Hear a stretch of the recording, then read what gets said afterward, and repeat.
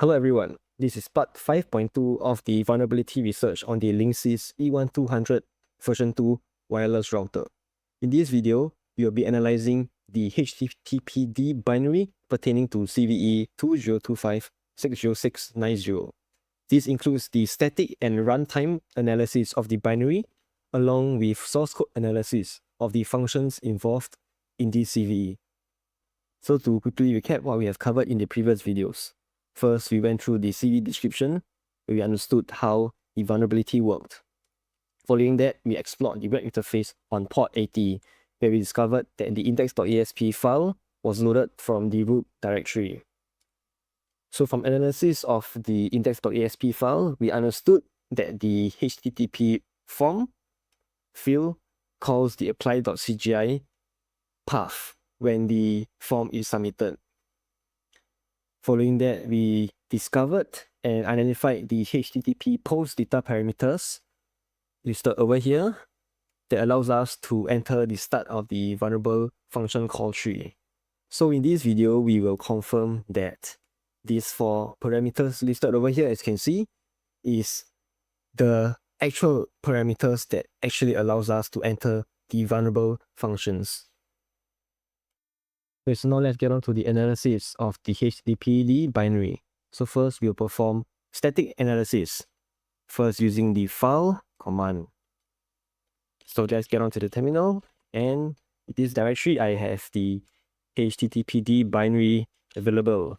So now let's run file, file, and you can see ELF, which just means a Linux executable, 32-bit, LSB. So LSB refers to it being little endian.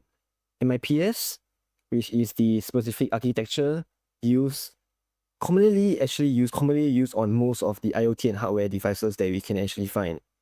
So now let's just give it a quick search. MIPS, for example. So okay, let's go to mips.com. You can see here. Oh wait, no, wrong one. Okay, let's get Lenovo, for example, and take a look at it. Okay, it's a type of microprocessor architecture that... the hell? Okay, now let's just use Gemini. Anyway, so stands for microprocessor without interlock pipeline stages. I don't even know what that means, but it's a basically high performance reduced RISC. Yes, RISC, reduced instruction set computing. Basically, just like RISC is basically just a common architecture used on embedded devices, I believe. Yes, embedded devices. Networking hardware such as our router. Yes, so like basically MIPS is just like a form of different variation, we could say, of the RISC architecture. Right. So where are we at? Okay, so yes.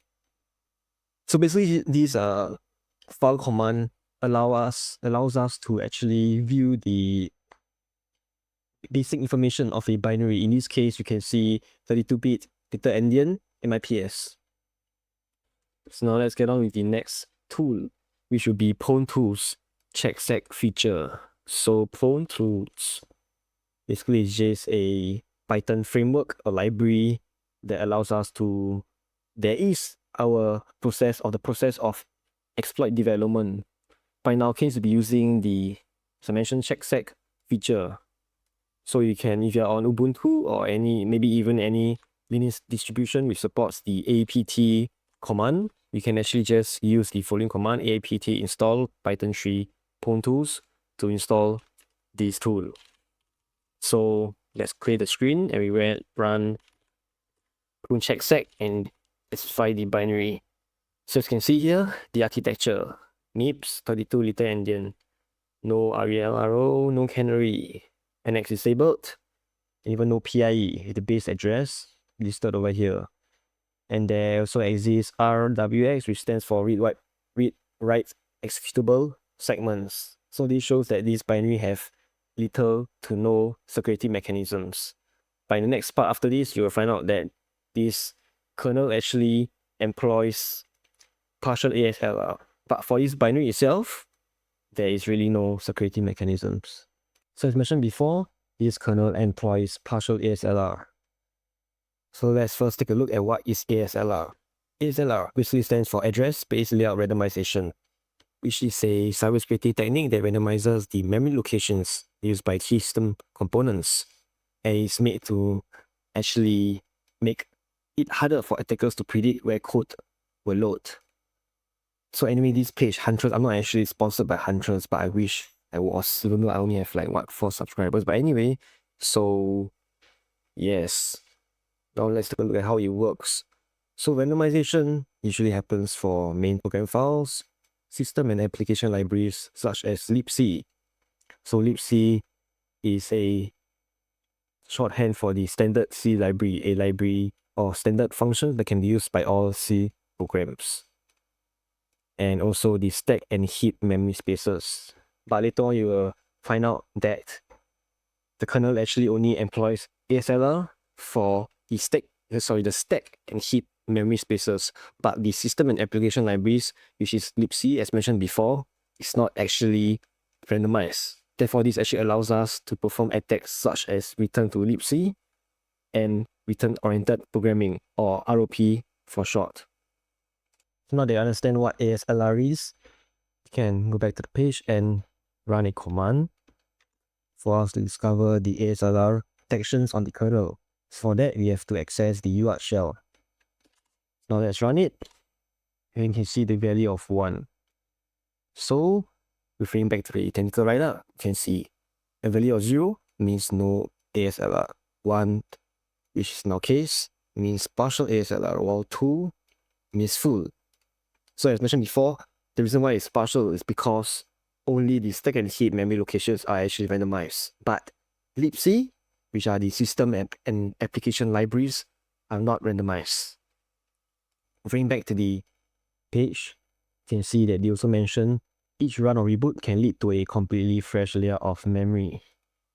So, with that in mind, we can actually perform the runtime analysis to identify if ASLR is enabled on libc, which is identified by this path over here, libc.so.0.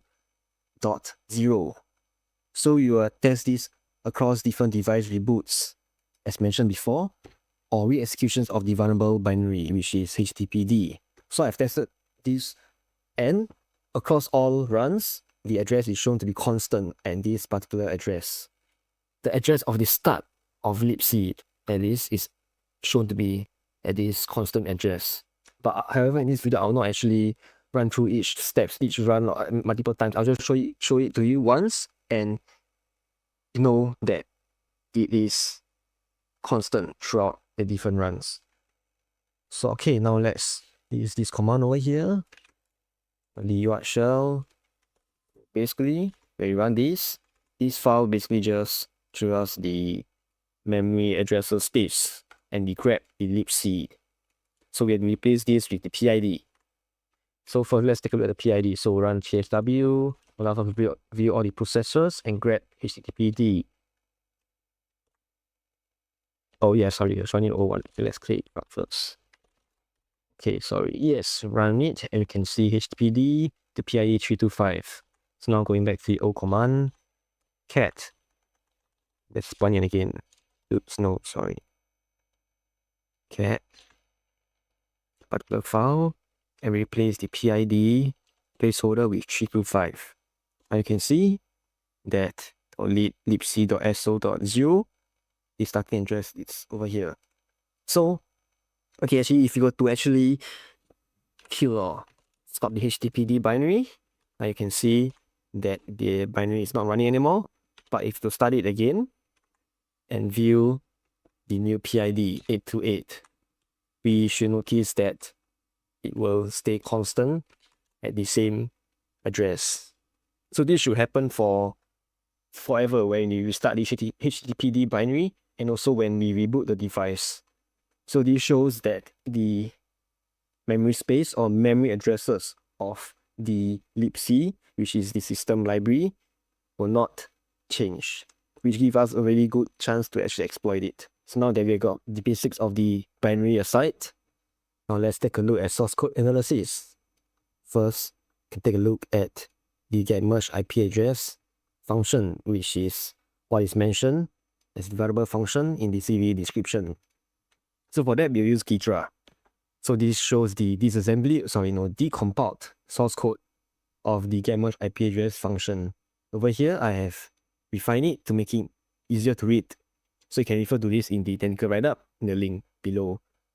So as you can see, a while loop that runs about 4 times from 0 to 3, and then as printf, a value into stack 48.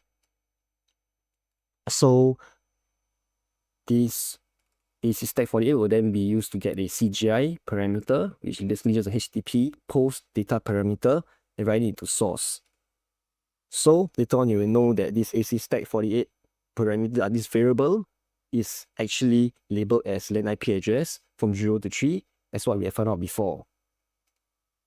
And then the value assigned to that data parameter will then be sourced, will be used to string cat to concatenate into the A1 string variable. So this particular line over here, this string cat function call over here, is the one that is vulnerable to a stack-based buffer overflow due to lack of BIOS checking. So therefore, this will be what we'll be exploiting later on. So now we know that the get merge IP address function is the final function called before string cat in the vulnerable function call chain. So as for the first function that's actually called in the call chain, it will be the apply underscore CGI function. So you can take a look in Ghidra to identify that. So over here, I have the get merge IP address function. So we can then right click and references show call tree over here. So you can see that the apply CGI function is the first function that is called, followed by the validate LAN IP address function, and finally the get merge IP address function. Alternatively, we can also view the function call graph over here. Where we can see at the top, apply CGI, validate LAN IP address, get merge IP address before the final vulnerable string cat function is called. So this particular view in Ghidra will be very useful for us to actually analyze and for us to actually illustrate the vulnerable function call chain. Now with that aside, we can begin to identify how the validate LAN IP address function is called from within the apply underscore CGI function. For that, we can first look at the working request format, which I identified to work to eventually reach the buffer, which means the string cat function within get merge IP address function. So as you can see from the HTTP post request, the data parameters required are action, LAN net mask, LAN IP address, along with the LAN IP address 0, 1, 2, and 3. And also notice that it is opposed to the apply.cgi path. Now let's go to Ghidra, where I have the apply underscore CGI function over here. So now let's start analyzing the source code. So on the first line, you can see get CGI for, oops, let me go back, sorry. We have get CGI for the value need reboot.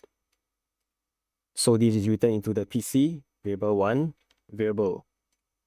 So over here in the first if statement, it checks that if it equals to the null byte, which means if is defined. So basically, if this particular CGI function is not defined, the value PC variable 1 will just be assigned to the value 0. So this also happens for a few other CGI parameters following that, such as commit and need action, and also the value change action, which all these CGI parameters over here are not really of particular concern. Therefore, we're not included in our final HTTP post data parameter, as it just simply assigns a value which is actually not used later on in the code path. Now, one particularly important value that we need to take note of would be this line over here, where PC variable 1 will be compared to the value Godzilla underscore CGI. So PC variable 1 will be taken from the CGI parameter change action. So this means that if this particular CGI parameter change underscore action is the value Godzilla underscore CGI, which returns 0 from the string compare function, the Godzilla CGI function will be called, and the apply CGI function will be returned from. Therefore, we do not want this to actually happen because we want the subsequent code path to be actually called. So you just have to take note of this value to not be this. In fact, if you actually go to not even define it at all, you'll be assigned to the empty string, which works in our case. So following that, the next get CGI parameter will be from the submit underscore button. So once again, if this value is equals to the null byte, which means it's not defined, we will be able to enter the if block over here. Following that, param underscore 7. So if this param underscore 7 variable is defined, you will then be able to enter the code block identified by this name over here. So I found that as long as we do not provide any value for the submit underscore button CGI parameter in our HTTP post request, we will be eventually able to reach this code block over here, which is what we intend to. Following that, param underscore 6 variable. I have not really analyzed what this param underscore 6 variable and param underscore 7 variable really comes from, but I found that we are able to actually reach this code block. And ignoring this entire if statement enclosed by the param underscore 6 variable, we will be eventually able to reach this code portion over here. So once again, ignoring all this portion over here, the important one where we will start analyzing from again will be from line 111. So just a quick clarification of what I mean when I mention that a variable is defined. So taking a look back at the particular line, param underscore 7. So if a particular value is assigned to this param underscore 7 variable, it will not be equals to this 0x0 value, which basically just represents the null byte, which is the value 0 in decimal. So if a variable is assigned to this, a value is assigned to this variable, it will then be not equals to this value. So this is similar for the CGI parameters. For example, taking a look over here, the CGI parameter name, submit underscore button. If this particular parameter is passed as a data to the HTTP post request, even with an empty value as assigned to the S1 variable, this variable will not be equals to this. So if this particular submit underscore button value is empty, which means it's not defined in the post request, this statement will pass as it will be equals to the null byte value. Also, we can view the particular value at the memory addresses, for example, passed to the getCGI parameter, getCGI function over here by double clicking on the value, and we can see the string value over here. So this is same for the subsequent lines too. For example, over here, we can see skip AMD check, over here, action, and it will work for every other memory addresses too that we double click on in Ghidra. Okay, so going back to the line 111, you can see the first check for the CGI parameter, skip AMD check, which is assigned to the PC var1 variable, which if is equals to the null byte, as you can see over here, it will pass through the first if statement. Following that, another CGI parameter, action, which is assigned also to the PC var1 variable. And if this value is also assigned to the null byte, it will then be given the value of an empty string. However, if a value is assigned to it of apply as given by the string compare function, the value 0 will be given to the ivar2 variable, which will then allow us to pass through the if statement over here. As you can notice, this if statement consists of a few logical OR statements over here. Therefore, it is sufficiently enough to simply pass through the first one for us to be able to enter the code block over here. So from what we learned before, this simply means that we have to not provide this skip AMD check parameter to the post request to allow it to be assigned to the null byte value and pass through the first if statement. While for the action parameter, we just simply have to assign it the value of apply. So besides the value of apply to the action CGI parameter, we can also supply the value TM unblock or HND unblock, which allows us to pass through the if statement. So now, going back to the technical write-up, we can compile everything that we have found. So first, action, which requires the value apply or TM unblock, or also HND unblock. As for the skip AMD check CGI parameter, it must not be defined in the request to allow us to pass through the first if statement. So following that, we can also discover the values required for the LAN_IP address CGI parameter. So going back to the Ghidra source code, okay, so now we know that we are in here. So it runs a while loop with condition over here. So at the start of the while loop, there is a get CGI function, which, wait, let me get back there. Chef function, which is given the argument of PPU var5, which is assigned to the variable's memory address, as you can see over here. So double clicking on it, you can see the values over here. So at the first value would be LAN_IP address. For the next 4 bytes, over here,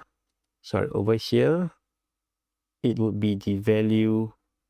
It seems to be simply a memory address value, while for the third, it would be the validate LAN IP address function, which we know is involved in the function call chain. So there we know that the PPU var5 variable points to the value as we have seen before.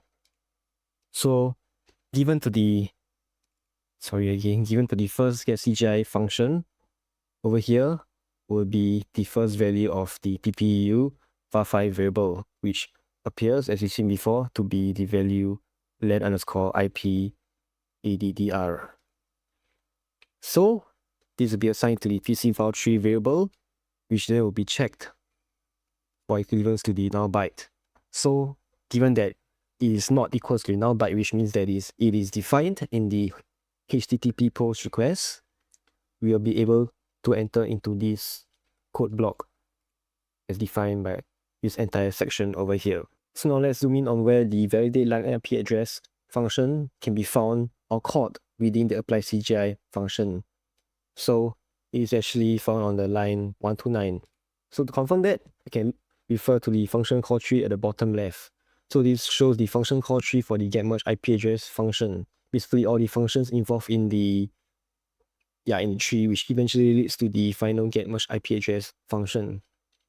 So over here, we can just double click on the apply_CGI function, and it will highlight line 129. So as you can see also from the disassembly, that it highlights that this is where the validate LAN IP address function is jumped to. So now we know from previous analysis that we are able to get to this point of the code. So after we are able to enter this if, which is enclosed by the as previously found LAN IP address CGI parameter, we simply have to make this first if statement to resolve to the value of false to be able to enter the else block instead. So let's see. This checks for the PC var3 variable to be equals to the empty string. So as you know before, PC var3 is taken from the value of the, let's see again, yes, the LAN IP address CGI parameter. So we simply have to assign a value that is non-empty, basically any value, for example, such as even the value x will work. So with that, it will fill the logical AND over here, which will then allow us to enter into the else for block. So referring back to the technical write-up. So now you can see that the value provided with this parameter does not require any significant value, as is not provided to the argument to the final get merge IP address function, which I have actually found as while analyzing this. But with that aside, basically, we just need to know that any value provided to this field, such as the value x, will work as long as it's not an empty string value. So now that we know how we can enter the validate len IP address function, let's go to it. And you can see the get merge IP address function being called from the top.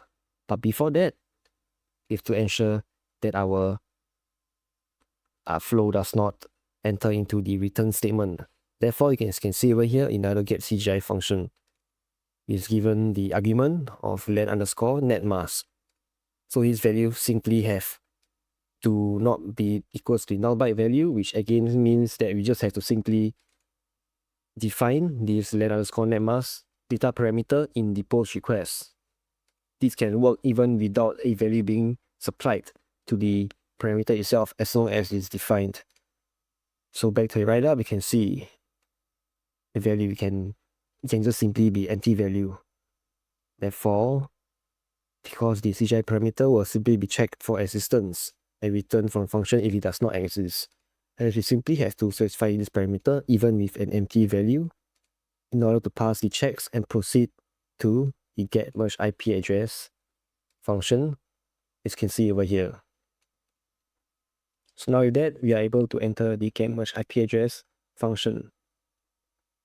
And finally, as we have seen before, the last few parameters to the post request will be the len underscore IP address underscore 0 to 3 values, which will be what will which the values supplied to these CGI parameters will be directly inserted into the buffer returned to by the string cat function. So this is where the stack-based buffer overflow vulnerability exists, which we will discuss in the next video. So with that, we have come to the end of this video. In the next video, we will take a deeper look into the string cat function, where we will learn how to set custom breakpoints on specific instructions within this function to analyze the runtime values of the registers.